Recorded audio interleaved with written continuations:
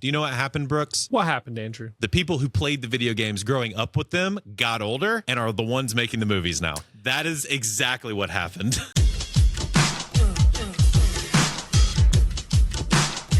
Books, how are you doing? It's been a little bit. I'm up early. This is a great thing. It's a great thing. Every morning, Emily will like plop the kitten on me, and I'm awake. I'm like, because she's really sweet in the mornings. Hold on, make sure I'm centered. Yeah. Sorry, I needed to change that to Oh no, you're good. make us bigger. But she'll like plop the kitten on me in the mornings, and I'm like awake. So then I'm up. It takes me like an hour, Yeah. but like it's better than like waking up at like 10. True. So Hey, I'm good. I feel good. I'm proud of you. You've been doing so good about waking up early. And I went to the gym yesterday. So Dude, look at you. So I'll probably go getting today swole, sometime. dude. If Let's not go. today, tomorrow. So Let's go, dude. That's awesome. I'm on book 3 of Dungeon Crawler Carl, by the way. Yeah, we're going to do, I actually want to, before we dive into today's topic, which is video games and movies, and this is actually appropriate for the topic. It very much is. It's appropriate for the topic. So we're going to talk about video game adaptations into movies, specifically the things that are kind of going on right now in the Hollywood movie space. I feel like, and I want to preface this with saying this is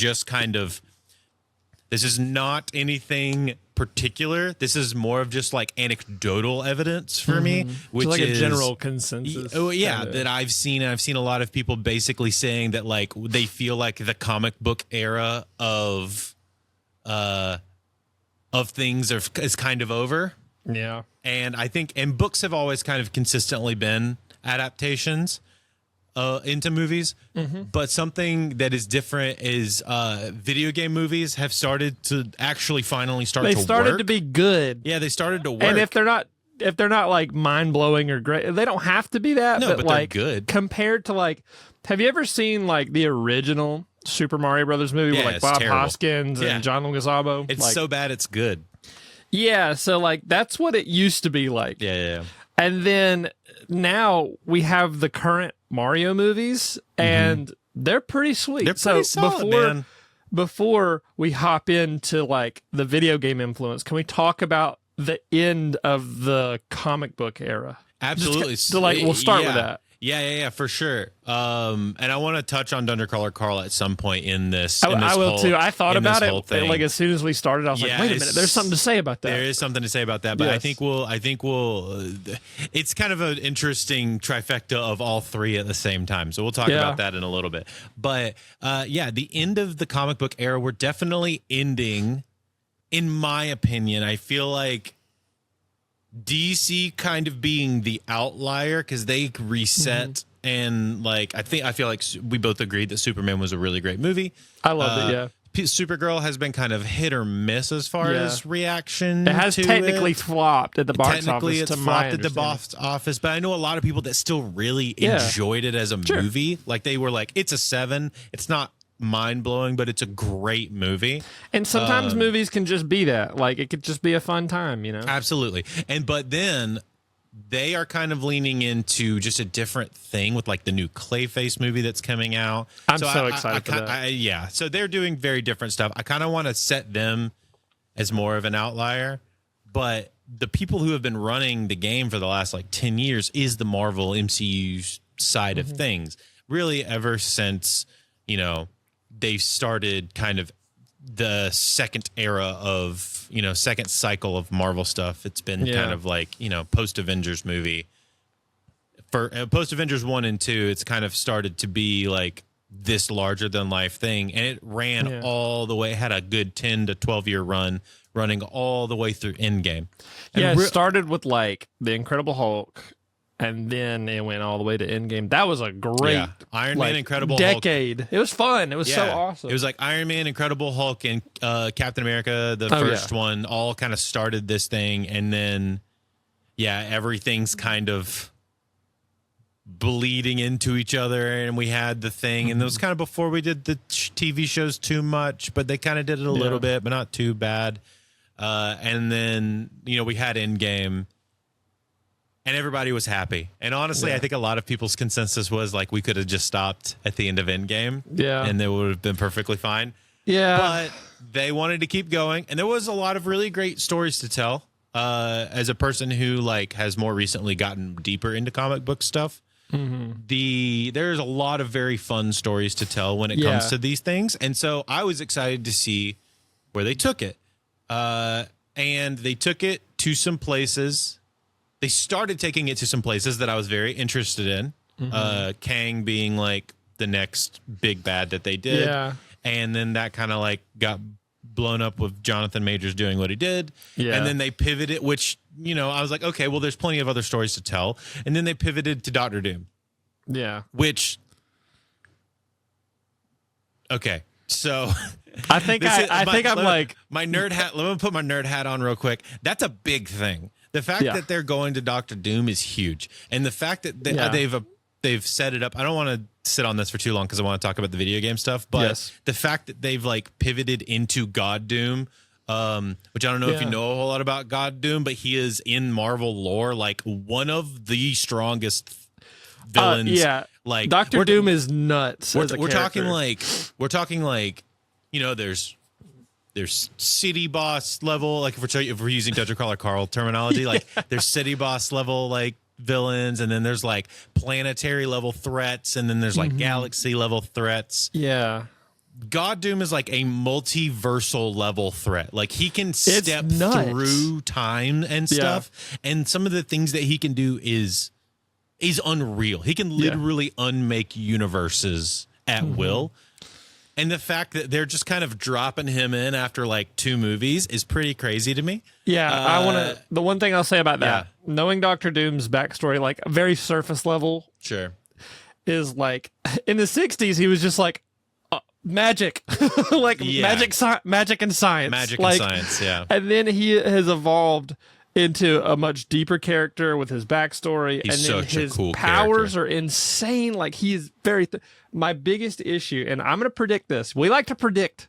Yeah, we do on this podcast a lot. Hey man, we've been notoriously pretty dang close. I'm not going to lie. You have a much better track record than me, but I've had some wins here and there. I'm going to predict one of 2 things is going to happen. Right? Either one, they're going to just have one movie about him, and Franklin Richards uses the power cosmic to whoop his ass. Or they're going to drag this out into Secret Wars. Then Franklin Richards is going to grow up, use the power cosmic, and whoop his ass. Maybe. I don't know if they're going to go that far. I know that storyline, and I don't know if they're going to go that far. The second one is more likely, but like I don't even know if they're going to do that, dude. I don't even know if they're going to do that. I think there's a storyline that they use I don't remember which line it was, but there's a line where Doctor Doom is using mutants and other kids with like really big power sources like internally, and he siphons them for power. Oh wow. And I have a feeling that is the lane we're going to go, but I don't necessarily. I actually think the second one is more likely. I agree with you. I think the second one's more likely. I think they're going to have Doctor Doom run through these 2 movies, and then they're going to, I know this is supposed to be like a timeline reset, and they're supposed to reset back to the beginning. The issue I have is that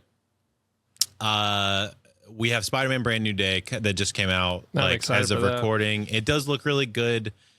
I have friends that have seen it and said that it is really good. I know some things about it now, even going into it, that I'm not excited about. So it's going to taint it a little bit for me, and we can talk about that. One thing got spoiled for me. We can talk about that later. Most of the movie, I asked for spoilers, so full clarity. I'm going on vacation tomorrow as of recording this, and so I'm not going to be able to see this movie for like another week and a half to 2 weeks. Everything was going to get spoiled for me anyway, so I just asked for spoilers. Yes, like just let me know. Yeah, I ripped the Band-Aid off like early, like yesterday. As soon as my friend saw it, I was like, I need to know I asked for like some certain plot points. And so he kind of gave it to me. I don't mind being spoiled. I'm still going to go see the movie. If the movie's good, I should be able to watch it with understanding spoilers and it still be an enjoyable movie.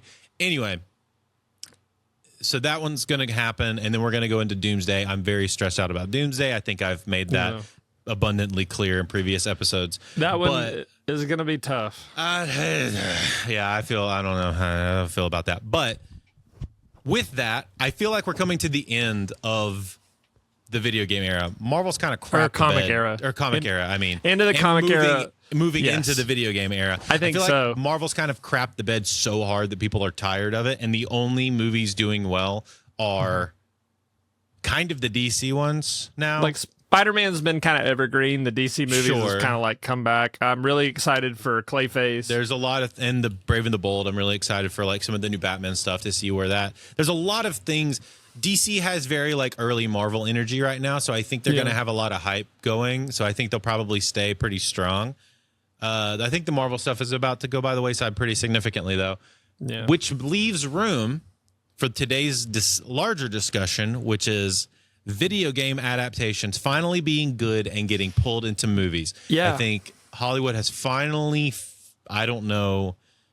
I do think I know what happened. I was going to say I don't know what happened, that they started to get it right. I do know what happened. Do you know what happened, Brooks? What happened, Andrew? The people who played the video games growing up with them got older and are the ones making the movies now. That is exactly what happened. Have you seen Iron Lung yet?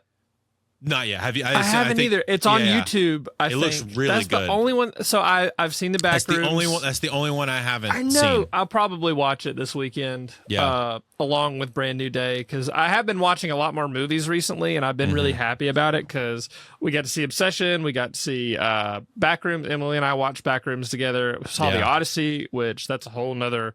That could be a whole podcast in itself. Just for in that all movie, the stuff with The Odyssey. So we're not going to talk about it here, but like. Iron Lung is the last movie that I haven't seen, and like it's done well. It was produced by Markiplier. He was like the sole facilitator of that project, Financier of it, yeah. Yeah, and like it's done well, and it's made dude.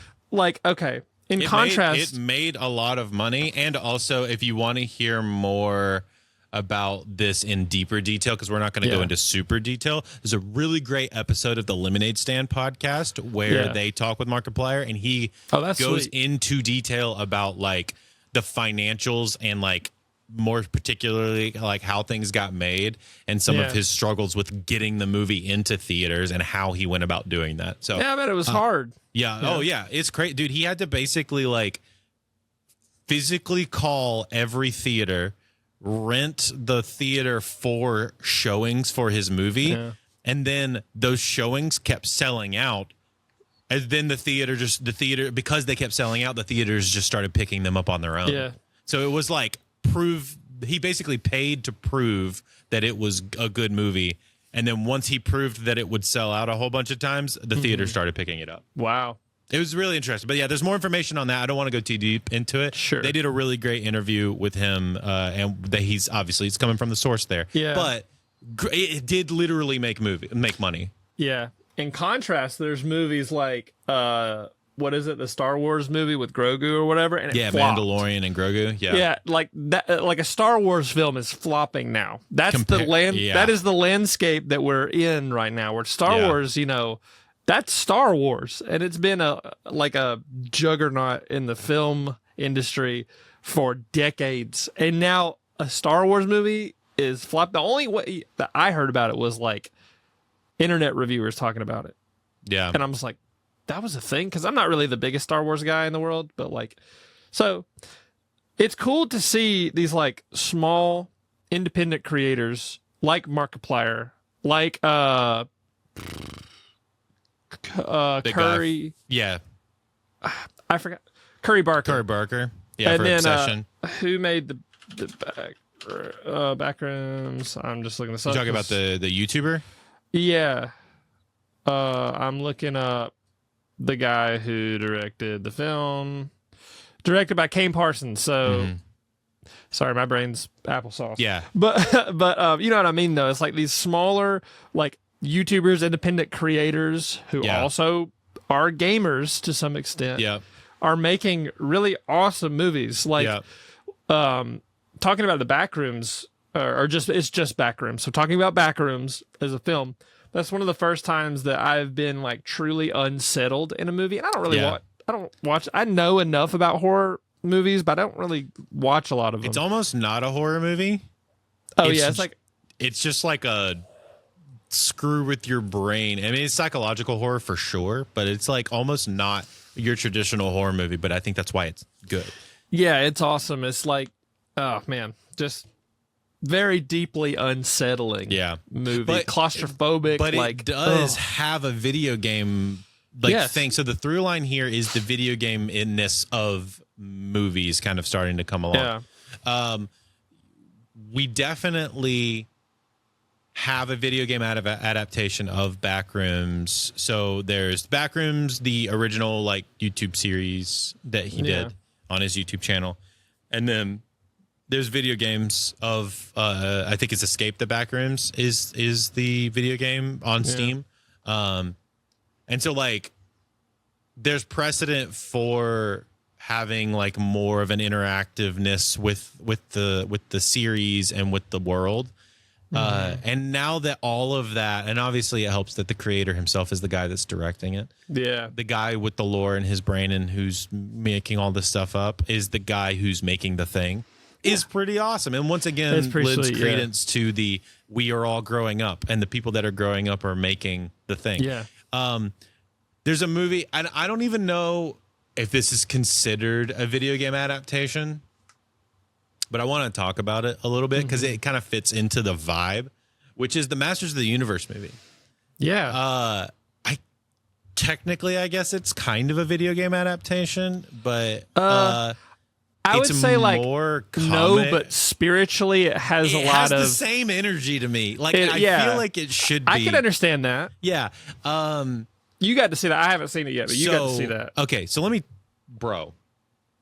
I think we reacted to the trailer, right? Yeah. I think even in that reaction, I said, I'm going to see it. And I'm worried that, because Jared Leto's Skeletor. And you were worried that, like, he was going to take the role. And I think I was, too, that he was going to take the role way too seriously, right? And he was going to over-seriousness the role with a goofy character like Skeletor. Dude, it's not at all. It is not. Dude, it might be his best role he's ever played. I say that with purest sincerity. Like, yeah. It might be the best Jared Leto performance I've ever seen in my entire life. That's crazy because he did that and then like 10 women came out accusing him of like weird sex shit and assault. And I hated him before and like he was weird before. He literally was like super culty, like fuck Jared Leto. Yeah. And then like you saw this and then after you saw it, like all these women came forth and they're like, yeah, he like did some shit. So I know it's crazy. I want to publicly declare fuck Jared Leto. Oh no, absolutely. Fuck him to hell. Not like hate him as a person. Absolutely. Right. Crushed the I don't know if they could have gotten anybody better. Skeletor is his swan song. I hope he never gets a role ever again. Dude, this should be it. I hope he's done with acting after this. Like at least we got this. But even outside of that, the guy who plays He-Man in this movie is so good. He nails it. Like high voice, being reserved, being like this weird, like quirky dude. So, there's a duality with he's like that, and then when he gets the not the Master Sword. Whoa, that's a Freudian slip. When he gets he becomes Link. When he gets the sword, of Grayskull. Grayskull. Thank you. Yeah, Sword of Grayskull. Yeah, and then he gets that, and then it sounds like he becomes like his full self, and he's just like, kind of. But that's so he's still the weird dude. He's just in a jacked body with a sword and has powers, but he's still the weird guy who doesn't know what he's doing, and he nails it, dude. He nails it. I think that, and I did watch original cartoon Master of the Universe stuff when I was younger. I did like partake in that. I was the guy that would have seen it on something like Boomerang, because Yeah, that was like, exactly. that's past my time for sure. Yeah, me too. I would have watched it on Boomerang, but I did seek out and watch it because I knew it was kind of like legendary in the fantasy space. Yeah. It is really good, man. I would actually highly recommend. Like, I think it's on streaming services now. I think it's finally on like Paramount or whatever. Go check it out, dude. Yeah. I think it's gonna go the way. I think it's going to go the way of the Dungeons and Dragons movie, which is it didn't do well in the box office, and honestly, Are you talking about the one with like Jeremy Irons? the Dungeons like- and Dragons movie? Like that Dungeons and Dragons No, movie? the one that came out like a couple years ago. Oh, okay, because they did a different one. Yeah, they did. There's one. Honor Among Thieves, Okay, which is so like the most recent one. It is really good. I would highly recommend, once this is over, look up Dungeons and Dragons. It's Jeremy Irons, and he's like some dragon mage or something. Just, I'll let you have No, that. this is like Chris Pine is the main character. Oh, I see. Yeah. And, I remember. yeah, and the dude who's in I can't remember his name. Oh my gosh, the guy, he's in a whole bunch of stuff. The guy who's in the Detective Pikachu movie and the main guy for the Detective Pikachu movie. Not Ryan Reynolds. No, the mix guy. I can't remember what his name is. Oh my gosh. If I saw a picture, I'd probably. He plays a sorcerer. He's also in a movie about hip hop and stuff. It's on Netflix. It's really, really good. Anyway, I'd probably recognize him if I saw this, but yeah. but it's I think it's going to go the way of that movie, which is a cult classic film that like didn't do well in the box office. Kind of probably hit at the wrong time, either too late or too early. And I think it's going to exist in this weird space of like, oh, it's going to go to streaming and it's probably going to have a second life on streaming. Highly recommend going to see it. I did watch it. It's really, really good. So that's kind of the stuff that we have seen. We both saw the, I think the last thing that we have seen, we both saw the Mario movie, the second one. Yeah, I watched. I think we talked about it briefly, right? Yeah, there was a lot of before the Odyssey. That was the most controversial film of the year, which was crazy to say. Hey, and then the Odyssey came out, putting them right up there against each other. Holy moly, your camera just died. What in the world just happened?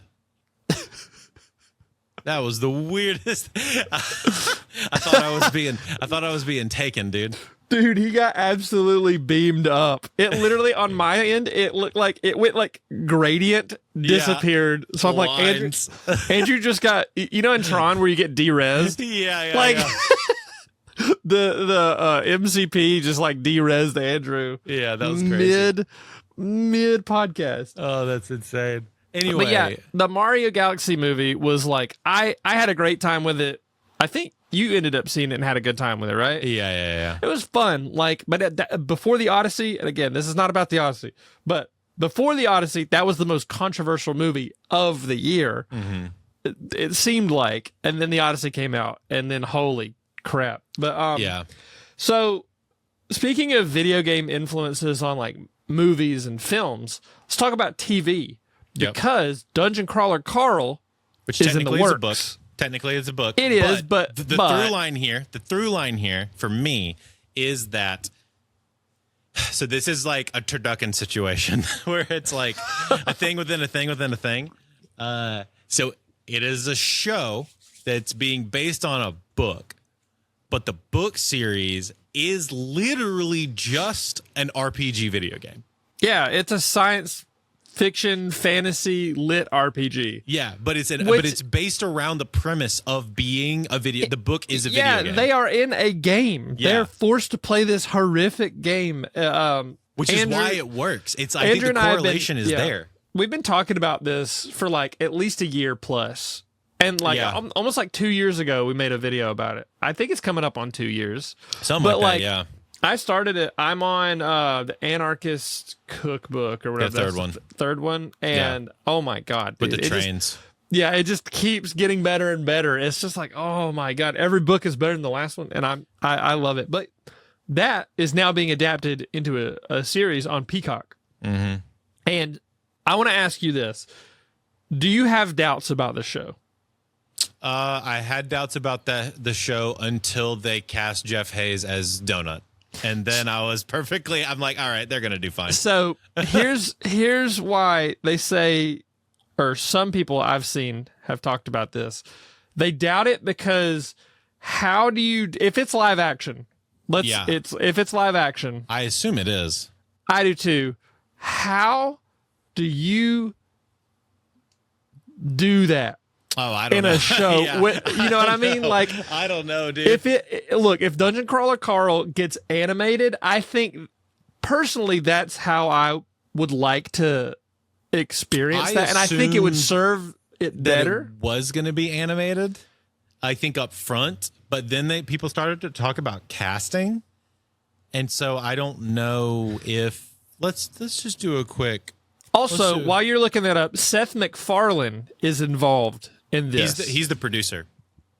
So Seth MacFarlane, his production house is the people like handling the production. Right. So he's made the Orville, and he's done Ted, and Ted, to my understanding, is a really expensive show to produce. Mm-hmm. Because of the effects of like Ted and doing all these things and stuff like that. There's some stuff they did that I think is bullshit where he AI generated Bill Clinton as a character. And I'm like, let's not do that. It's just bullshit. But according to Variety, it is officially greenlit live action series in development at Peacock, produced by Seth MacFarlane's Fuzzy Door at Universal International Studios, with Chris Yost serving as writer and executive producer. That's why I'm a little hesitant about it now. The more I think about it, the more we talk about it, because I don't want generative AI in this. It would completely go against the message of Dungeon Crawler Carl. I think that Matt Denneman is probably pretty staunch, on here's what we're not going to do, and here's what we are going to do. And now, I also think that Ted is his own show, and I do want to give a little bit of leniency to the choice of like the AI thing that he was doing. It was probably the decision to do that was probably made in a time where people were like not being as vocally critical about AI and being more exploratory about AI stuff, AI and creativity. I think it was in that middle stage. You know what I mean? Because like the delay between that actually coming out and it getting produced is pretty large. Sure. I didn't really fully understand the weight and the consequences when it first came out, because we talked about some stuff and I was like, oh, that's really weird, and I didn't really think about it. But now that I understand the gravity and the weight and the impact of this stuff, I'm like, I don't want to go anywhere near it. And as long as I don't know if he's used it since then.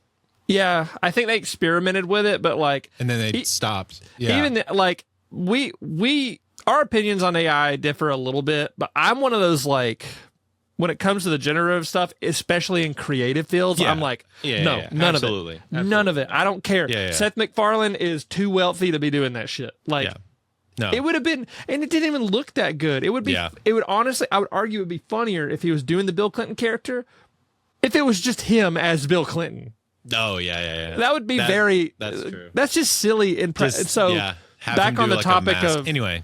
Back on the topic of like Dungeon Crawler Carl and it being live action, I don't know how they're gonna do like Donut as a talking cat. I don't know how they're gonna do Teddy. They do a good job with Ted and the teddy bear. So that's expensive to produce, and like, but think about.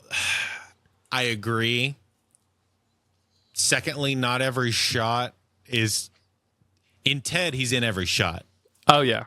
In Dungeon Crawler Carl, it's more Carl's perspective, and Donut is like a secondary. It's like a secondary perspective. Yeah, it's not a primary perspective. Yeah, and there are certain parts where it's just like Carl solo. Exactly. And also, dude, freaking. I say that, but then like as you go through the books, it becomes less and less normal people and more like the weirdest things you've ever seen in your entire life. And not to spoil it, but once you start picking your class and your race, which I don't think that's a spoiler, that's just that's just like basic RPG stuff. Yeah, I mean, if you look at the cover of a book, you'll see something like that. Yeah, so like. There's literally a giant butterfly lady or something. I think she's a giant butterfly lady. Yeah. So as the series progresses, it gets weirder and weirder. Like, I don't know how that budget's just gonna get. That's what I'm saying. I genuinely don't understand how that is going to work. And if it was also, I could be wrong about this, but I saw something to where I forget the movie. Oh my god! But like, Toy Story 5. Toy Story 5 made a crap load of money, and I know this is Disney, so it's separate. But like, a ton of animators got. I want to look this up. Animators are basically getting laid off after Toy Story 5. Animators laid off after because it's not profitable. I want to make sure. Story 5. Pixar animation studio hit hard as Disney axes several hundred staffers. So that's kind of the state of. I mean, special effects artists have been shafted for a long time. They're overworked and underpaid. That also worries me. Because I think that was like a Variety article or something like that. Sure. I'll put it in the description. But let me make sure I get it back. Disney lay off animators. I just want to make sure. I'll find it. It's in my history. Here we go. I'm gonna find it. There it is. It was a Variety article. I did remember something for once. There you go. So I'm gonna leave it there for future reference. But anyway, so animators have been shafted for a long, long, long time. And they're gonna need it for Dungeon Crawler Carl, if that is the case, right? Yeah. Well, I hope they do a lot of practical. That's kind of what I'm hoping. That would be sick, because that's what I'm kind of hoping. There is a lot of room to do a lot of cool practical stuff with this. Yes. For with sure. some of the outfits and some of the stuff. There is a giant tiger man yes. at one point. I don't know how they would do that practical, but I guess they could. I know exactly what you're talking about. Now I know what you're talking about in a book, Andrew. Yeah, you know what I'm talking about. I'm a changed man. I know. But there's a changed man. There's a lot of I have been reading more. I did what I said I was supposed to do. It's crazy. But there are, the more and more I think about it, the more worried I am about it, because I've like very quickly come to love this series, and a lot of people do too. So, but to tie it in a bow, the video game elements, the video game like influence, the sense of progression, and it's not a movie per se, but I mean, what is a TV show but a lot of movies strung together? You know what I mean? Or one long 10-part movie. Yeah. So I mean, like, nowadays, whenever like episode, or I mean, it was that way with like even The Sopranos. The Sopranos it's like 46 minutes. I mean, in the more modern era, Stranger Things is essentially just a bunch of tiny movies that is a giant season. And Stranger Things is also based on a game. Yeah, kind of. Yeah. I mean, maybe not a video game, but Dungeons and Dragons influenced video games and then influenced more media. So like, it's all connected. It's always that deep, Andrew. Yeah, it is. Well, so there's a couple of more ones that are about to come out that I'm excited about. Dungeon Crawler Carl is still in development, but we're like really far away from that seeing the light of day. We probably won't see that till like 2030. Yeah, it's probably going to be a long time. The two main ones that I want to talk about today are Street Fighter and Resident Evil. Yeah. So which one do you want to start with? Let's talk about the Street Fighter one, because a lot of people really liked that short that we posted. Like, that just got a lot of traffic out of nowhere. I don't know how I did that or how we did that. I don't know how it happened. The Jackie Chan Street Fighter one. Yeah. I want to bring this. There is a thing that I found. I think you'll enjoy this, and we'll watch this together real quick, which is Blanca versus Ryu, a special look from the movie. Let me turn this on. Oh, be careful if it's a movie clip. Ryu, I know what you're capable of. Show me. It's like a trailer. Jesus.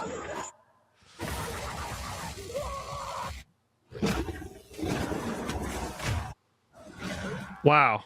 It's Jason Momoa. It's a little silly. That's kind of what I want from Street Fighter, is to Just be like- a little bit of stupid. Yeah, there's the ultimate silliess. Yeah, kind of- because it is a silly concept. It's pretty in the first silly. place. Now, the Ryoken looks a little bit weird. Yeah. I don't know. It just doesn't look great to me. Do you mean like the blast, the energy blast, okay. Yeah, it looks a little weird, but that could also just be the angle. I want to give it benefit of the doubt there. But he actually looks really good as Blanca. Like, weirdly, it looks kind of cool. Him holding the guy up on the chain and lightning him to death is I didn't know like Blanca had lightning abilities. Yeah, that's Blanca's like main ability is that Blanca is like based on I think it's South American folklore, and has like it's basically a beast that's like from South America. It has like this like giant like lightning ability when it spins. You ever seen Blanca Wants Pound Cake? No. It's like a really old Ego Raptor cartoon where he was like, I love Blanca wants pound cake. And he goes, I got some pound cake. And that's it. It's nothing else. I got some pound cake. Yeah, it literally is like a 10-second video. But that's that's the first time I ever really heard of Blanca. That and like AVGN. So I didn't really know about those games until then. I'm excited to see this. I think I have the same. So this is in the same way that I had my reservations, but it's more of like I'm reserved about it, but I'm still going to go see it as Master of the Universe. And I'm glad that we got to talk about that. I have the same feeling about Street Fighter. Yeah. Though, when does it come out? I don't know if it's out already. I feel like it was. Maybe I missed it.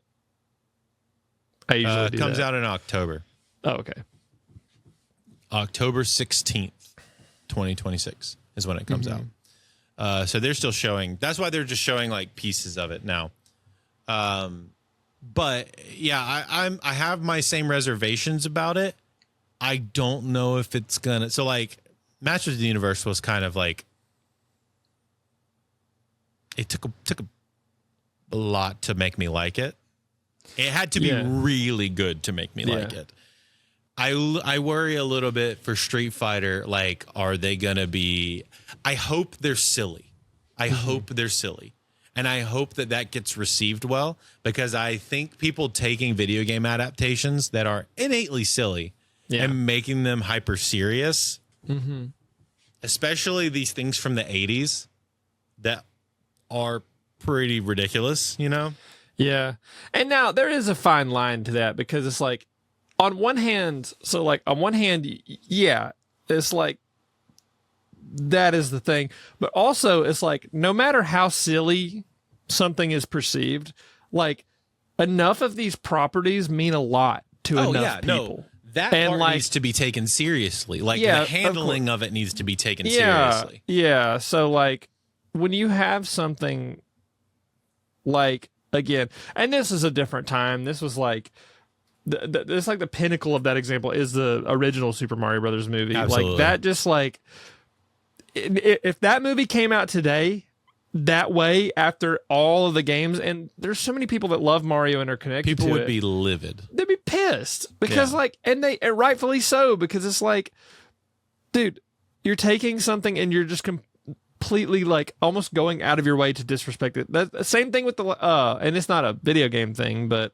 Avatar: The Last Airbender was that way. It's like, dude, to completely like get everything wrong about something that is important to people. Like, that series is important to people, and I think you should. But also, I do think that taking them too seriously is like, you're kind of setting yourself up for failure. Exactly. It's like a spectrum. Exactly. That's kind of my view on it too. It's like, there's a level of brevity that needs to exist in it, because it is innately ridiculous. But I think it needs to be handled with extreme care by people that really enjoy the properties. And speaking of people that really enjoy the properties, Zach Kreger is making a Resident Evil movie, and it is slated to come out, I think, really soon. Let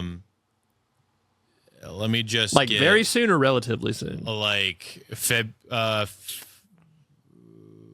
let's see, Resident Evil September 18th, so in like a couple weeks. Oh, that's my birthday. Yeah.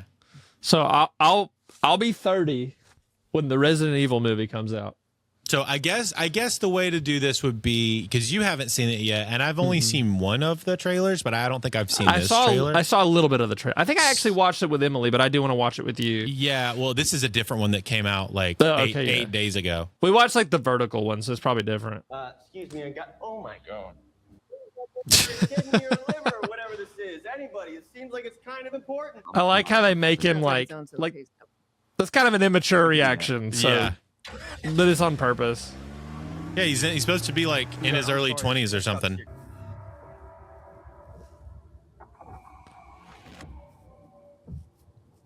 Weapons is another movie that I need to see, but it apparently is super good. Yeah.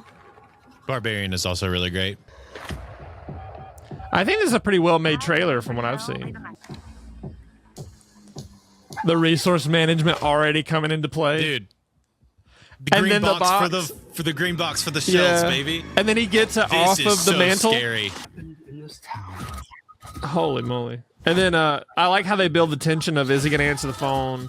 You know. So, premise of this that I'm very excited about is that he's particularly wanted to set up the world and not tell a story that's already been told in the video games.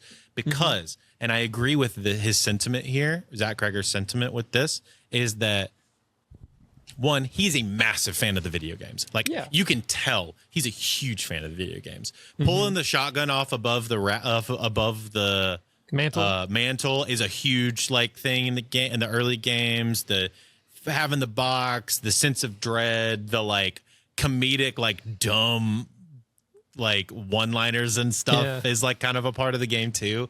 So the brevity and like the absurdness of some of the stuff, situations and things you're going to find yourself in, I think is part of it. So like he's definitely like injecting a lot of that, but he didn't want to tell a story of a character that already exists in the video game. So what he wanted to do was say, what would a normal person look like in this situation? Yeah. And I think it's cool. I think that's such a good idea. And again, enough movies these days just have a ton of controversy, and I say a ton, like relative to this one has a lot of controversy. This one's divisive from what I've seen, where it's like the biggest complaint is like, so you wanted to make a non-Resident Evil movie and just slap Resident Evil on it, but it's not that. I don't view it as that though. I don't either. It seems like that feels very reductive. They took it, like he took a creative liberty and is telling a story about, I mean, technically, there's tons of random stories you could tell and come up with. Yeah, sure. Like, as the outbreak happens for the first time, think about all the perspectives that you could. That's what he wanted to do. That's what he wanted to do is he wanted to tell a story from essentially Resident Evil 2. Like in RE2, you are playing as Leon, and you're across town as the outbreak happens. Yeah, that's what that story is.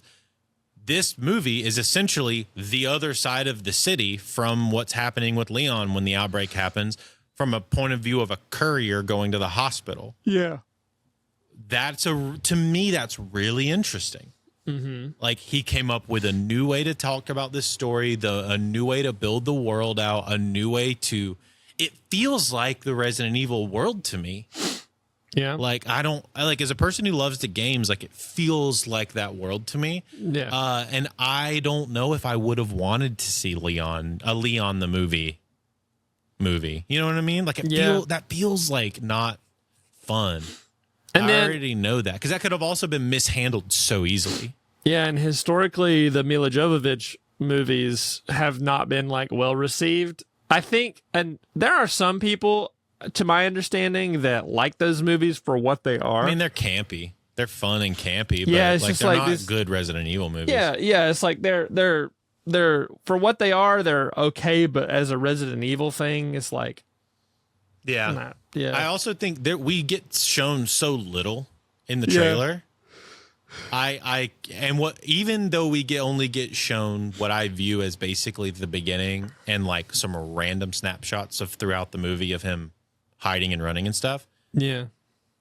We already get nods to the games in so many ways in those first like little bit. Yeah. I'm excited to see what else happens like throughout the movie. I don't know, man. I'm excited. I'm excited to see I totally it. get it. I'm very excited to see Yeah, it. A me couple too. months time. Emily is also excited to see it because she watches a lot of playthroughs of Resident Evil because Yeah. she's like, I don't necessarily feel like playing the games, but I like the story. I love the concept, and she watches a lot of playthroughs. So she is more caught up with the story than I am. Yeah. So she's definitely looking forward to that. We were talking about it. So I guess to put a pin in all of this, like video games are kind of in now, and I guess. the comic book thing is like, I think It'll always exist because we're kind of Yeah. open Pandora's box on that, and they sell well. The movies Yeah. sell well. yeah. And I'm excited about the DC side of things, but I don't think it's going to be every major top blockbuster movie is going to be a comic movie now. What is it? Is it the sunk cost fallacy when it comes to Doomsday? Yeah. No, absolutely. Like I've seen enough of these movies. I think it'll be fun. I think it'll be a bad movie, but I think it'll be a fun time once.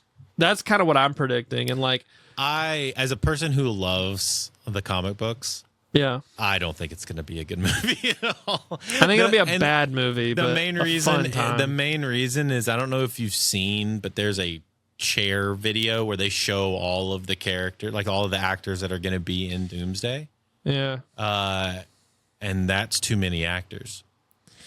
That's too many people.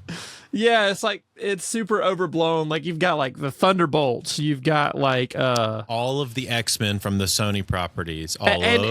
yeah, and then like other universes. Like I'm thinking like. You have Doesn't the John Punisher. Krasinski version show up in this one? No, that was Or is this like a one-off, like that was Doctor just a, Strange That was thing? just a one-off Doctor Strange thing. No, the new Fantastic Four is in this one.